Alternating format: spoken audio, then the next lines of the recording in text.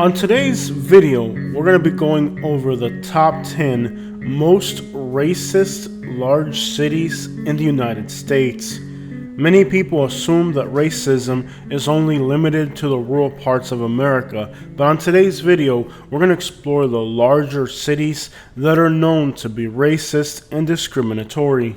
We're only going to be dealing with metropolitan areas that have at least 1 million people.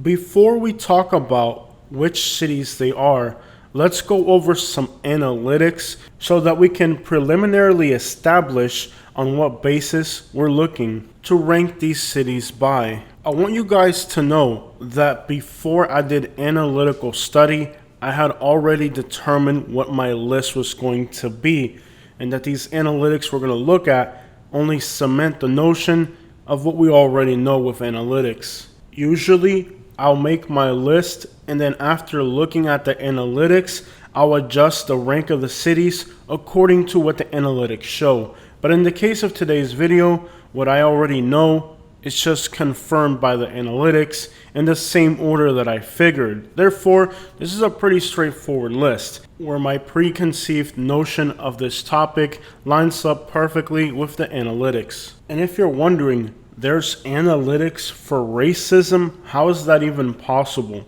Let's break it down and try to understand this. A lot of you guys are not about to like what you're going to hear. Let me just remind you that you should keep your comments respectful, because I'm at the point where I'm not even reading them, I'm just blocking people. So if you have something to say, make sure it sounds respectful, because I'm not even taking backhanded comments as acceptable.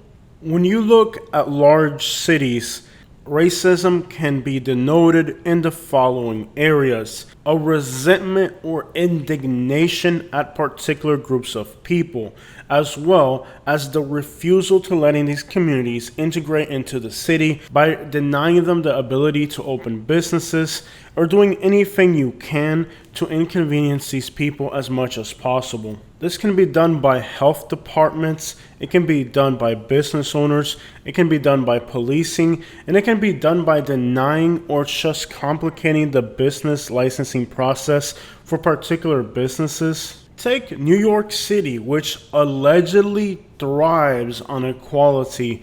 In this case of New York City, many of the businesses and industries where migrants dominate and have power of acquisition are the most overregulated. We all know about the basics, police profiling. But when it comes to racism, it's not just the police, it's the counties, it's the inspectors, it's the permitting processes where racism happens in ways a lot of us may easily overlook. Categories like inspections and permit processes, where migrant businesses are forced to uphold even the most irrelevant regulations, while business owners that are not being marginalized happen to fly through with all types of violations.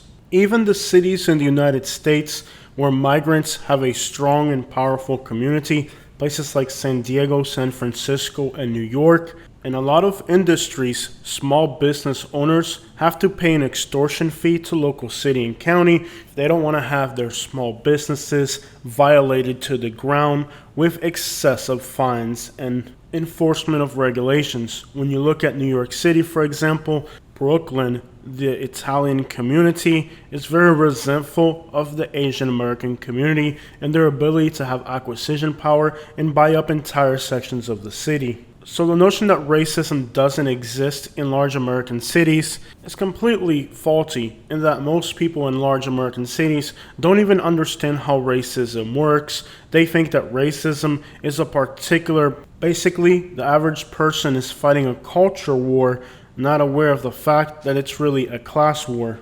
Take the city of Tampa celebrating that they hired a Puerto Rican police officer. However, they mentioned the districts that he's going to be patrolling a predominantly Mexican area. So backhandedly, on one side, they make it seem like they're doing inclusion and celebrating Puerto Rican heritage by announcing that they hired a Puerto Rican police officer. However, what they're really doing is instigating a race war or a culture war between the Puerto Rican and the Mexican communities in Tampa.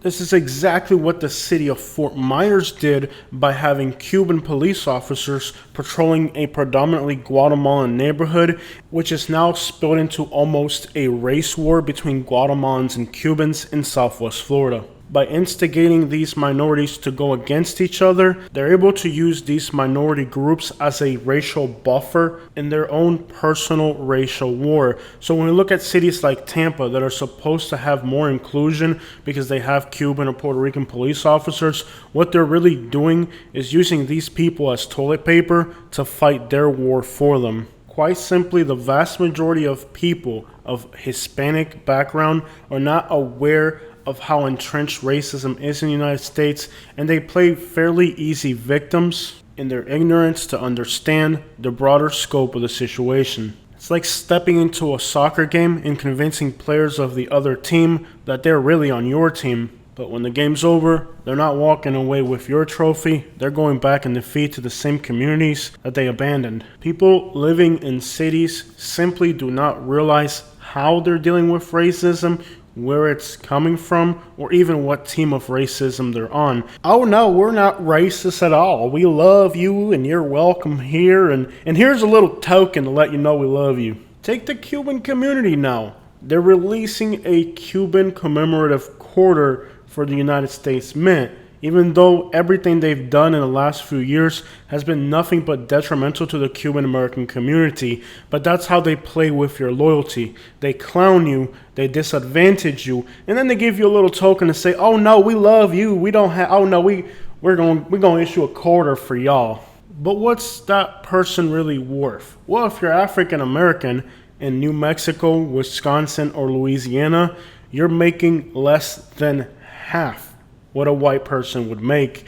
In states like New York and California that are supposed to be including and welcoming and making sure that everything's fair, are actually among the worst states. The state of Maine and Montana just happen to have the most economical inclusion for black people when it comes to the income gap. However, in those areas, the black communities are in urban areas where living costs more, therefore they have to make more money than the average person living in a rural area, which in turn just simply means that it looks like it's more fair, but it's really not. It'd be more fair if the African American communities could live in the rural areas and not have to live in cities. We're gonna give you a little Obama down there, it's gonna make everything right, won't we?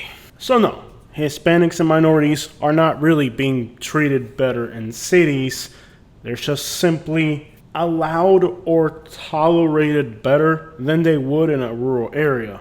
Alright guys, so before we get into our list, on the left are the cities that have the highest foreign-born populations in the United States, and on the right are the cities ranked with the lowest percentage of foreign-born population.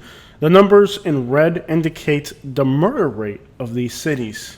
I encourage you to pause the video here and study this, and you'll see that the most dangerous cities in the United States by murder rate just happen to be the cities with the lowest percentages of foreign-born people.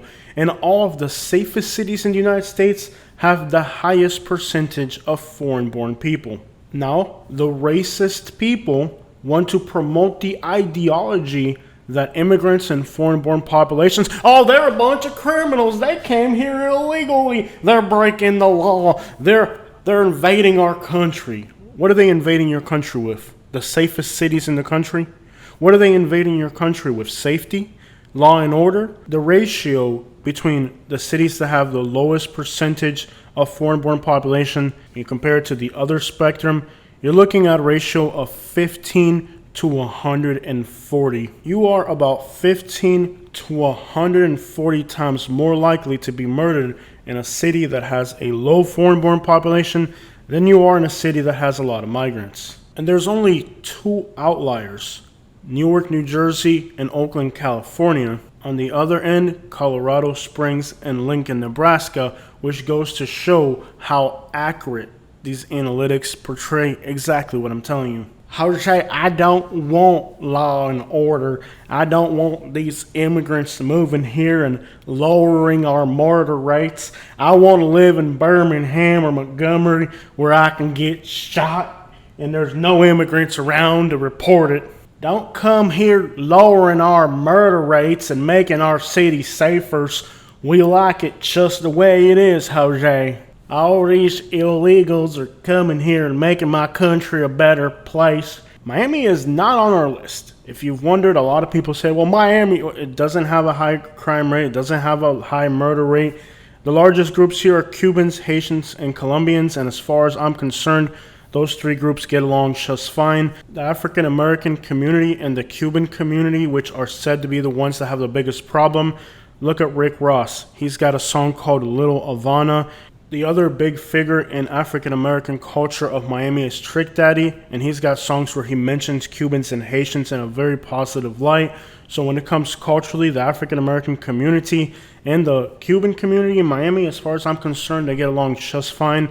It's people from outside Miami who want to portray it like there's a problem because they hate the fact that there isn't a problem. Using police officers of Cuban or Puerto Rican background to profile marginalized communities has been happening in Florida for a very long time. In most music videos where a police officer is profiling an African American, the police officer is always going to be a Cuban. Here are two examples where the profiling officer is depicted as a Cuban. However, in both of these music videos, there were Cubans or aspects of Cuban culture entrenched within the culture of the music video, which goes to show that they were trying to teach people of the African American background that there's a difference between a Hispanic police officer who profiles minorities and a Hispanic that's within your own community, that's part of your community. And well, anybody that says that placing these Cuban and Puerto Rican officers into these marginalized communities is not profiling is obviously missing the picture that the African American community, for example, has been onto this issue since the days of DJ Khaled. This isn't a new notion, but in Florida, they continue to pin minorities up against each other, and that's how racism works in large American cities. On one side, they're acting like they're embracing your heritage, but on the other side, there's a more sinister side to what they're doing. So don't enter the comments section trying to say that the reason they're putting these Cuban and Puerto Rican officers in these neighborhoods isn't to profile and discriminate these communities. This has been happening in Florida for many years. That's why every single time there's a music video, the profiling police officer is always depicted as a Cuban, not as a white person. Yet despite the fact that most people in South Florida recognize where this is coming from, they continue to perpetrate this covert racism and acting like they're embracing Hispanic, heritage, while they're really in the same process trying to conflict the communities against each other. And that's what people in large cities fail to understand, that there is racism in large cities. It just operates in a very different fashion than what they're being told it should operate in. And just like people in rural areas are being lied to about what Hispanics and migrants do to their communities, they're being told that these Hispanic and migrants are destroying their country and their communities when they're doing the complete opposite. Well, people in the cities are also being lied to in things like policing, where they think, oh, we have a minority officer, that's great, but no, they're really using the officer to do the dirty work. Number 10 is the city of Cincinnati, and remember that these are metropolitan areas with over 1 million people. Hispanic and other migrant communities haven't even been able to integrate into Cincinnati because they're so hostile against outsiders. The city has one of the highest murder rates in the United States, with conflicts between African Americans and whites in the state of Ohio being serious. Southern Ohio is a very racist place, and the city of Cincinnati is right among one of the most racist regions of the country. In this part of the upper Midwest, where black people get paid almost half as much as whites, there's definitely a lot of racial tensions. A black person here is never looked at the same as a white person, and a minority even less. Number 9 is the city of Chicago. Some neighborhoods are so segregated that if you're the wrong race, you could be in trouble. The city of Chicago has a lot of gang violence, and that gang violence is broken down along racial lines. The city of Chicago also has one of the highest murder rates of any large city in the United States, And a lot of times, a lot of that murder and crime has to do with gangs that are in fact racially divided. The mentality of people in Chicago on racism is very straightforward. The white people feel they're better, they hate everybody else, and if you've ever talked to somebody who's from Chicago about race, you may be shocked about how blunt they are in their racial ignorance. In this part of the Midwest, whites make significantly more than other races, and most other races here are conflicting amongst each other in gang rivalries, or even where you live is dictated mostly by your race. Number 8 is Boston, Massachusetts. The people here have an ideology of supremacy. They are ignorantly believing that they're better than everybody else. Some of the most racist people I've ever met in my entire life come from Boston, and they have no problem talking about their ignorant racial views, even when you have far stopped listening to them. They're ignorant, they feel like they're superior to other people, and Boston is known as a city of racial tensions between Irish, blacks, and many other groups. The city and state are a high earning income area. However, the income doesn't reach everybody fairly, and it never will, because the people in this city are going to make sure that certain people make less and others make more to continue prolonging their racist ideology of supremacy. We took a poll on our channel, and 50% of the people identified Boston as more racist than other cities, but it ranks low on my list because it's only ideological. Unlike number 7, Louisville, Kentucky, where racism has actually turned into violent acts. The city has a high murder rate of 30 per 100,000. Predominantly, the Hispanic and black communities are dealing with the most violence here. While the local government, school systems, and agencies to help migrants are definitely on the side of progress, despite many community efforts to make Louisville an inclusive place and attract communities of Cubans, Somalis, and many others, the city has not been able to get rid of the bad element, and today Louisville makes world headlines with stories like Breonna Taylor. And while much progress has been made in the city to include other communities, the narrative of black versus white here becomes stronger and stronger as its proximity to the Deep South and its ideological beliefs have made Louisville an unbearable place to live despite the efforts of many. The Black Lives Matter movement was trying to extort communities like Cubans into forcing them to hire large percentage of African American employees into ethnic restaurants, and clearly the notion of ethnically bullying smaller minorities within their African American communities gained distaste among African Americans who recognized that they were just trying to bully these small groups into giving them jobs they had no intentions of even wanting. The white people haven't been any better as well. My father worked in Louisville, Kentucky. His company owner was an African American who many times had to bring my dad or other Hispanics with him if he went to go to white areas of Kentucky, as many of the white people simply would refuse to talk to a black guy, even if he owned a multi-million-dollar enterprise. Black Lives Matter extortions and Breonna Taylor highlighting the problems. Number 6, Jacksonville, Florida. While most large cities in Florida are safe, Jacksonville stands out as being closer to the Deep South than the rest of Florida. The city's murder rate is one of the highest in the entire country, and the city is known for gang violence. Many people from South Florida have moved to Jacksonville looking for affordability, and the locals have not held back in their regionalistic hate of people who are not from Jacksonville. Many of the Caribbean and Latin people who have moved to Jacksonville have quite literally had to start their own companies, as the locals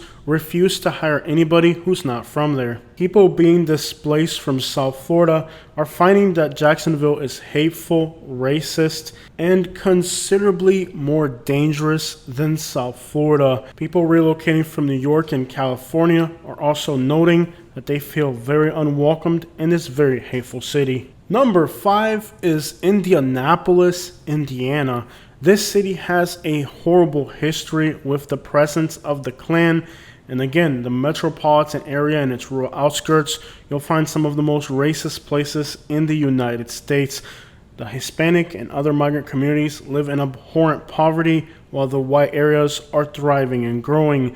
No opportunity is handed to the migrants here, and they live in the city doing the absolute worst jobs, receiving the worst treatment, and the notion of treating migrants fairly here simply doesn't exist. Indiana is a state that's known for racism, the strong presence of the Ku Klux Klan in many of the rural communities, and in urban areas as well. People are seriously disadvantaged based on their race. Maintaining a murder rate above 30 per 100,000, Indianapolis has also become a very dangerous city, excluding anybody who's not white from the economical flow of money. Number 4 is Charlotte, North Carolina. While this city has given African Americans a lot of opportunity, just like in Louisville, the minority has now become the bully themselves, and anybody here who's not black can have a lot of trouble, especially minorities who are targeted disproportionately by crime. While other cities in North Carolina have seen a huge influx of Asians and Hispanics, Charlotte simply hasn't been as welcoming. The battle over the labor force between the black and white population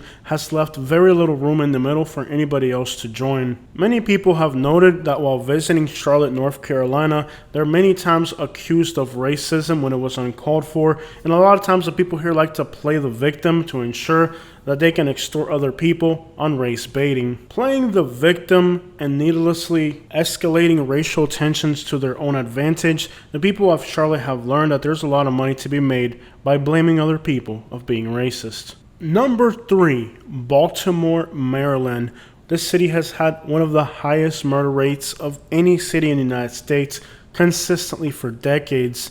This violence, the hate, and anger of the people in this city is many times connected to or stemming from some type of racial discrimination. And while most cities in the United States have managed to cap the violence, the city of Baltimore continues to spiral out of control with violence, hate, and anger. And you'll definitely find this as one of the most unwelcoming cities in the United States. Violence here is normal, and racism continues to play a huge role in the destruction of the city. While the white areas enjoy prosperity and wealth, the African American communities are some of the scariest places you're going to encounter in the United States. The murder rates in this city rank as high as places in Brazil and Mexico, making it one of the most dangerous cities in the world.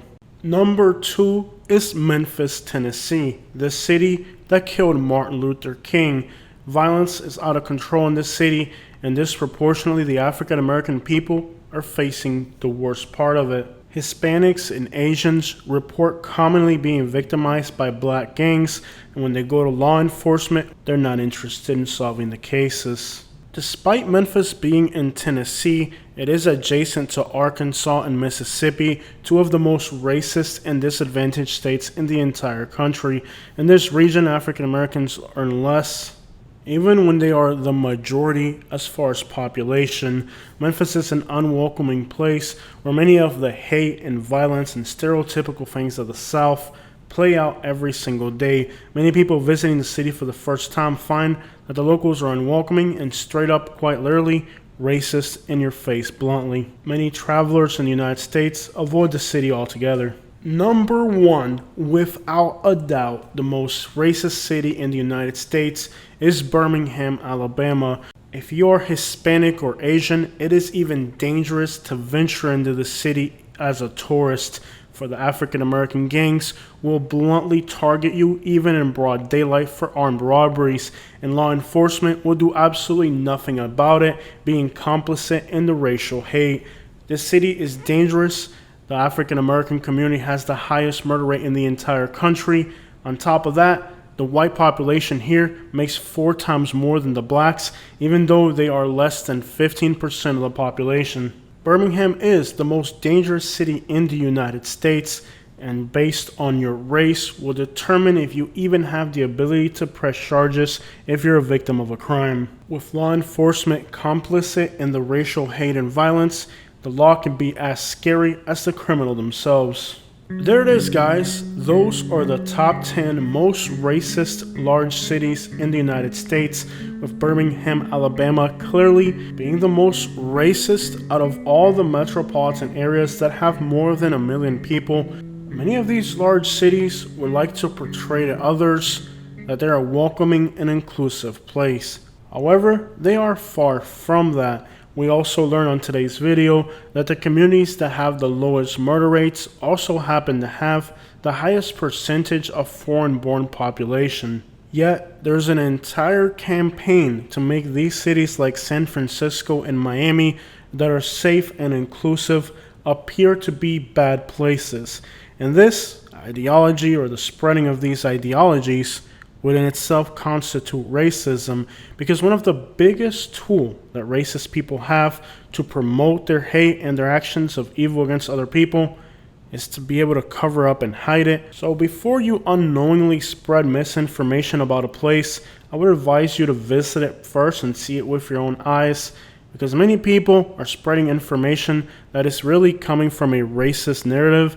Many times they themselves have believed lies and now they're spreading them, or they think it's a political ideology, but they fail to realize it's coming from a narrative of hate. Being able to cover up or dismiss people's claims of injustices is one of the biggest tools that racist people have to continue to perpetrate their hate. That's why on our channel we openly talk about these topics and give people information so they can protect their families and loved ones.